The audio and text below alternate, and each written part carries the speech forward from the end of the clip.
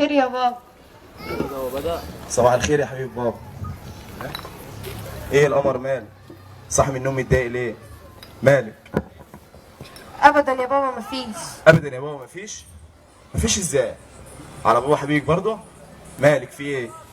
اكيد مرهقه من اللف في المظاهرات، وقلت لها 100 مره مش هي دي الوسيله لاصلاح البلد. مفيش فايده، مش عايز تسمع كلامي. يا ماما يا ماما مش كنا خلصنا من الكلام في الموضوع ده؟ وبعدين مش ده اللي مضايقني يا ست ماما. امال في ايه يا حبيبتي مالك؟ ايه اللي مضايق؟ الصراحه يا بابا شفت حاجه غريبه قوي خلتني مش قادره انام من امبارح، وازاي احنا مش واخدين بالنا منها؟ من ساعه ما جت امبارح وانا ملاحظه انها مش على طبيعتها خالص. استني بس يا حبيبتي اما نشوف في ايه. خير يا بنتي؟ اديني سكت، يا رب بقى تتكلم وتخلصنا. والله يا ماما شفت ناس حالتهم صعبه قوي. تخيل يا بابا حياتهم وبيتهم يبقى رصيد. وايه الغريب في كده يا بنتي؟ دي حاجه مش جديده، دول كمان بيمدوا ايديهم في الزباله ياخدوا بواقي الاكل وياكلوه. لا وكمان لا حد حاسس بيهم ولا بيسأل عنهم. طب ازاي بس كده؟ دول فيهم المريض وفيهم المعاق وفيهم كمان اطفال لسه في عمر البراءه، وازاي المسؤولين مش مهتمين بيهم كده؟ والغريبه يا بابا اني وقفت اتكلم معاهم ولقيت ردود افعالهم غير ما كنت متوقعه. ازاي يا حبيبتي؟ تخيل رغم عيشه الفقر اللي هم عايشينها بسالهم انتوا راضيين بعيشتكم دي؟ تعرف قالوا لي ايه؟ قالوا ايه؟ اكيد فيهم اللي مش راضي، واللي تستغربي له ان فيهم اللي ساكت وراضي. الناس دي يا بنتي ما بيحلموش باكتر من لقمه تسد جوعهم ومأوى يداريهم وهدمه تسترهم. فعلا يا بابا. لا مش بس كده، دول كمان حامدين ربهم على اللي هم فيه. وبسالهم انتوا ليه ما بتطالبوش بحقوقكم؟ فقالوا لي حقوق ايه؟ هي البلد ناقصه؟ كفايه فيها اللي مكفيه. يا حبيبتي اللي زي دول عندهم قناعة وغنى نفس، وغنى النفس ده هو الغنى الحقيقي. فعلا يا بنتي الغنى غنى النفس، وطول ما الواحد عينه مليانه ما بيبصش اللي في ايد غيره ابدا. والنفس يا حبيبتي بطبيعتها طماعه وعلى حسب ما بتعوديها. المهم يا حبيبتي تكوني استفدت حاجه من اللي انت شفتيه ده. وريت يا حبيبتي زي ما بتنزلوا الشارع وبتعملوا مظاهرات واعتصامات عشان تطالبوا بحقوقكم، يا ريت تطالبوا بحقوق الناس اللي زي دول. وبعدين يا بنتي لو انتوا لكم حقوق في البلد دي، الناس دي ليها حقوق اكتر منكم. بمعنى يا حبيبتي كان المفروض تطالبوا بحقوق الناس اللي زي دول وتفكروا فيهم زي ما بتفكروا في نفسكم بالظبط.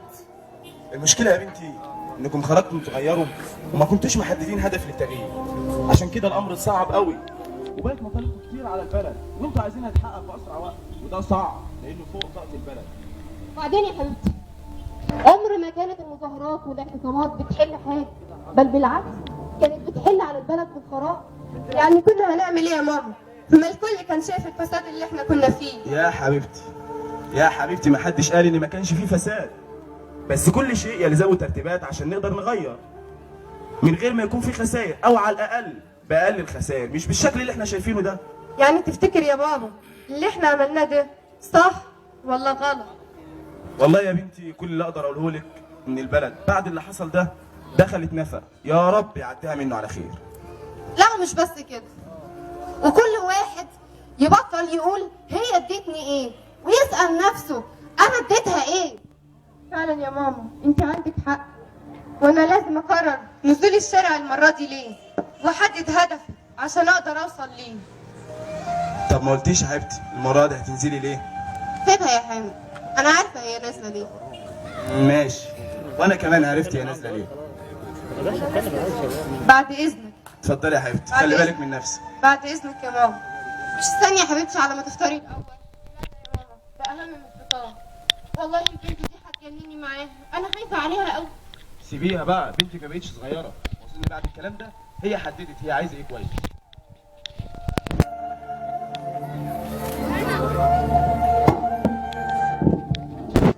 السلام عليكم. وعليكم السلام يا بنت. هو انت يا حاج ما عندكش بيت؟ لا يا بنت، الرصيف ده بيتي. وانت مالكش ولاد؟ يا بنت هو انا كنت اتجوزت عشان اجيب عيال؟ بعدين ما انا طول عمري عايش في الشارع مرمي على الرصيف، يبقى هتجوز منين؟ ايه؟ طب ليه ما بتسألش عن حقوقك في البلد دي؟ انت زي كل واحد ليه حق في البلد دي. هو يا بنتي، يا البلد ناقصه كفايه مشايلينها طاقه غير طاقتها. طب تقول ايه للناس اللي خرجت تطالب بحقوقها دي؟ يا بنتي ده اكبر غلط، ومش كل المطالبه بحقوق بكل الطرق. مش فاهمه تقصد ايه؟ يا بنت انا راجل مش متعلم، بس الدنيا دي علمتني كتير قوي، وما دام ربنا نعم علينا بالصحه بنقول الحمد لله. طب تفتكر ايه الحل؟ يا بنت التغيير في البلد لازم يبدا من تحت مش من فوق زي ما انتم شايفين. يعني المفروض الناس الاول تغير من نفسها، عشان ربنا لو غضب على قوم سلط عليهم حكامهم. ان الله يا بنتي لا يغير ما بقوم حتى يغيروا ما بانفسهم. يعني المفروض نبدا الاول بتغيير نفسنا قبل ما نفكر في تغيير غيرنا. شكرا يا حاج، ووعدك ان صوتك ده لازم نوصله للمسؤولين. لازم الرصيف ده ما يكونش سكن لحد تاني. مع السلامه. اسماء، ازيك عامله ايه؟ الحمد لله. اخبارك ايه؟ تمام الحمد لله. انت رايحه فين؟ وايه الكاميرا اللي معاكي دي؟ بعمل حوار مع الناس اللي موجوده على الرصيف وبصورهم، لان الناس دول محتاجين مطالبه بحقوقهم بجد قبل اي حد تاني. ايه يا بنتي؟ انت هتسيب المظاهرات وتقف تعملي حوارات صحفيه؟ الموضوع اكبر من ناس زي دول. راجل ارجوك، مالهم الناس دول؟ مش بشر زينا وليهم نفس الحقوق في البلد، ولا هم من عالم تاني يعني؟ اسماء انا اسفه، ما كنتش اعرف ان الموضوع مهم قوي. اسماء انا اسفه، ما كنتش اعرف ان الموضوع مهم قوي كده بالنسبه لي. امسكي الكاميرا دي وصوري، وانت تشوفي وتعرفي كل حاجه. بس المهم انت معايا اننا نرفع صوت الناس دول للمسؤولين ولا لا؟ معاك. تمام كده متفقين. تعالي بقى نشوف الحاج ده حكايته ايه هو كمان. السلام عليكم. وعليكم السلام ورحمة الله. وانت يا حاج ممكن يا حاج اتكلم معاك شويه؟ دينا خير يا بنت اتفضل. دينا دينا وانت ليه المية على الرصيف؟ المية. هو انا يا بنت ليا مأوى غيره؟ ده انا حتى صاحبني مرة في جسمي ومش لاقي حق العلاج. ليه يا حاج؟ ما هو في مستشفيات بالمجان، ليه ما بتحاولش انك تروح وتكشف فيه؟ تفتكري يا بنتي في حد نفسه يكون مريض؟ انا رحت المستشفى ولاني غلبان قالوا لي مفيش سراير فاضية. حتى المستشفيات حقكم فيها ضايع. ازاي بس كده؟ يا بنتي احنا طول عمرنا مش محسوبين على البلد. انا كل اللي اتمناه يبصوا لنا بعين الرحمة شوية، والحمد لله على كل حال. يعني رغم كل اللي انت فيه ده وحاسس بالرضا؟ يا بنتي طول ما ربنا سترها معانا بنقول الحمد لله. بس يا ريت الناس اللي بتطالب بحقوقها ديت ما تنساش طالب بحقوقنا معاها. طب ليه ما بتطالبش بحقوقك في البلد دي زيك زي الناس؟ حقوق ايه يا بنتي اللي بتتكلمي عليها؟ احنا طول عمرنا زي الصفر على الشمال، يعني مش محسوبين على البلد. ده كل اللي بتمناه يبصوا لنا بعين الرحمة شوية، ومهما صوتنا يعلى محدش هيسمعنا، وان سمعنا هيعمل نفس ما سمعناش. الكل بيسد في ودنه ومش شايف غير مصلحته وبس. طب تقول ايه للناس اللي خرجت تطالب بحقوقها دي؟ بقول لهم خلوا بالكم، في حد دفعكم العمل حاجة انتوا مش واخدين بالكم منها. هتسمع حقوقكم في البلد، اسم الحرية والديمقراطية والمطالب اللي بيقولوا عليها. ده تخطيط لهدم الدولة وتفكيكها، لأنهم ما يقدروش يدمروها بالحرب والسلاح. فالحرب دلوقتي حرب فكرية، وشوهوا الدين وشوهوا الحقائق وشكوكم في أمجادكم وتاريخكم. الدنيا علمتنا كتير قوي، ويا ريت تبدأوا بالتغيير الأول من نفسكم. كل حاجة هتتغير إن شاء الله. متشكرة يا حاج، وطول ما البلد فيها ناس طيبين زيكم ان شاء الله هتكون بخير. مع السلامة يا بنتي. مع السلامة. شفتي بقى يا دينا انا بعمل ايه؟ شوف ايه، اقتنعت ولا لسه ان الناس دول محتاجين مطالبة بحقوقهم بجد؟ شفت بيقولك ايه؟ قالوا له مفيش سراير فاضيه لانه غلبان. هو يعني كان اختار انه يكون غلبان؟ انت كده بقى فهمتيني. طب ايه الخطوه اللي بعد كده؟ لازم صوت الناس دول يوصل للمسؤولين، ولازم بأي شكل ياخدوا قرار لصالح الناس دي بجد.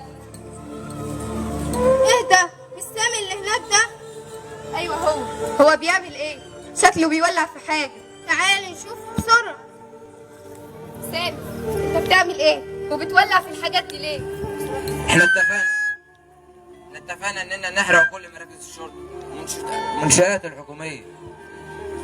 انت اتجننت؟ تحرق ايه؟ لا بلاش يا سامي، احنا كده بنخرب مش بنعمر، وكلام الحاج اللي على الرصيف كده عنده حق، ده مخطط، لان اللي عايز يغير ويعمر ما بيخربش. سامي تعالى معانا، في ناس بجد محتاجين مطالبة بحقوقهم قبل اي حد تاني. ناس مين؟ بتتكلموا عن ايه؟ احنا بنعمل ده لناس وناس. احنا عايزين البلد تتغير من الظلم والفساد اللي فيه. اللي انت بتعمله ده هو قمة الظلم بعينه في حق البلد. تعالى بس معانا وانت تعرف كل حاجة. ايوه يلا، انت لسه هتفكر.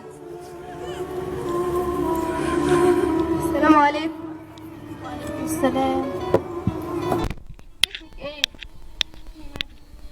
ودول ولادك؟ انت مالكيش بيت؟ انا عندي بيت وعندي املاك، ده احنا حالتنا متيسرة قوي الحمد لله. طب انت ليه عامله في نفسك كده وقاعده تشحتي؟ انتوا مين وعايزين مني ايه؟ يا امي احنا عايزين نعرف ايه مشكلتك عشان نساعدك. فعلا احنا عايزين نعرف مشاكلكم وبنحاول نطالب لكم بجزء من حقوقكم. بس استغربنا لما لقيناكي بتقول ان عندك املاك وحالتك متيسره.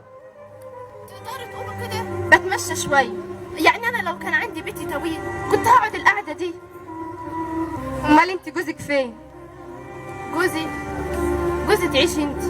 ماتوا سابوا الولاد، كنا عايشين في اوضه على سطح بيت، بس يلا صاحب البيت حب يكبرها وتبقى عماره، ومن ساعتها ما بقاش لنا غير الشارع، يبقى متوى لينا.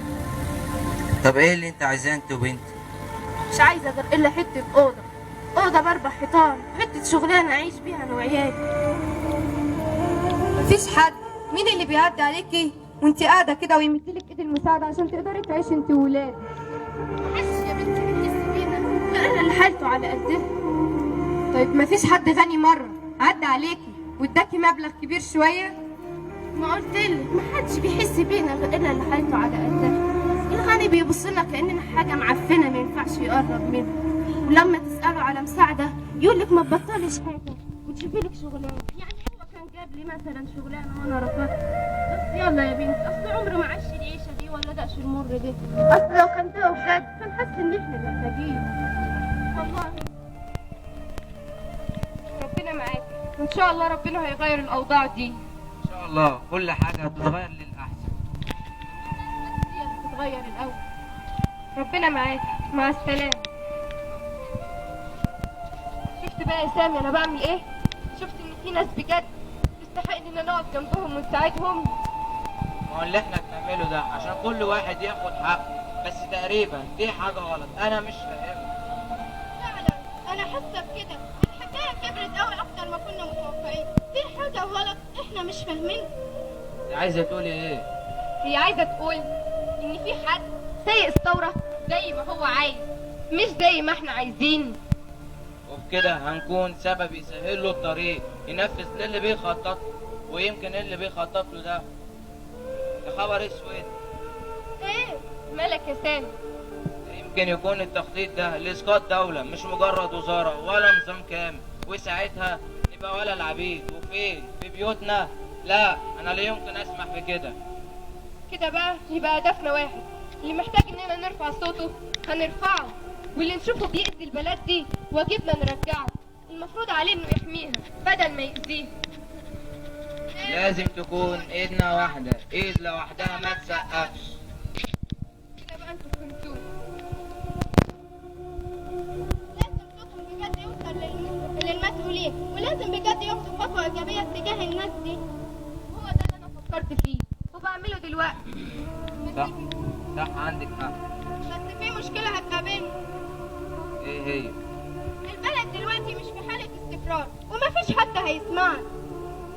احنا هنعمل اللي علينا وهنوصل صوتهم للمسؤولين بأي شكل، بس دلوقتي يلا نستريح وبعدين نتجمع تاني بكرة ونشوف هنعمل ايه. اوكي يلا بقى.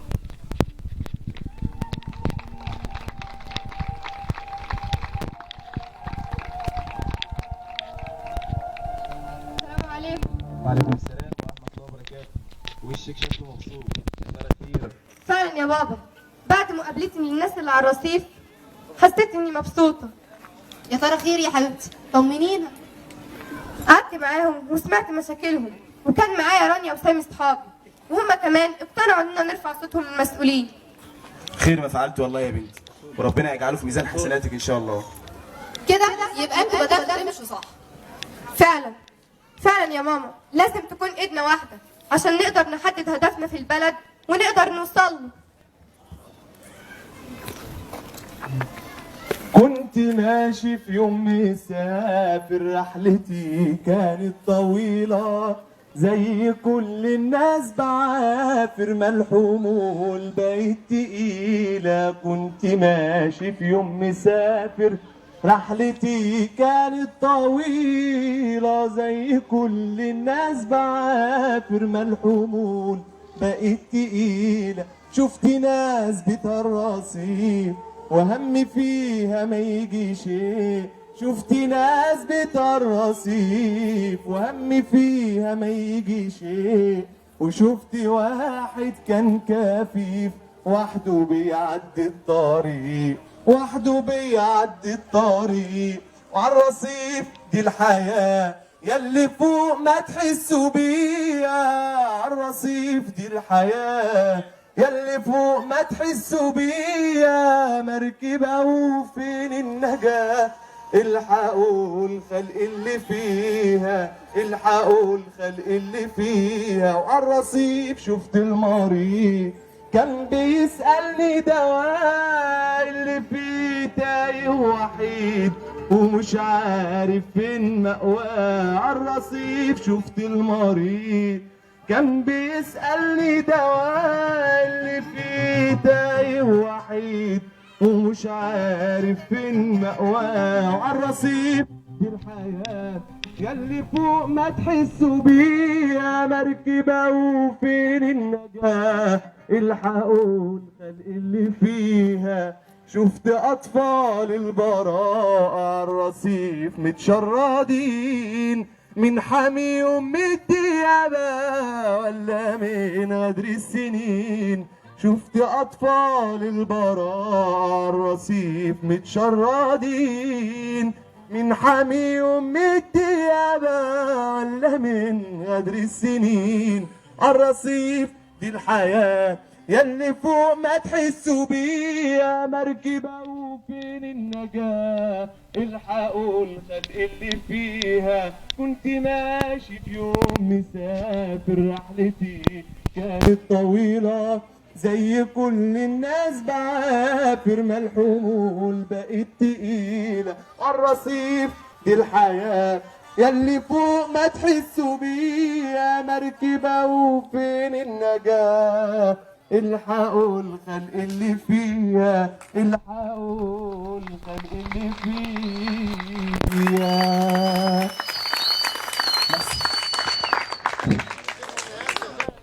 مصر مصر هترجع تعلى وتكبر، واحنا بايدنا اللي هنبنيها. مهما الغدر فيها يكتر، احنا ولادها اللي هنحميها، احنا ولادها اللي هنحميها. شكرا.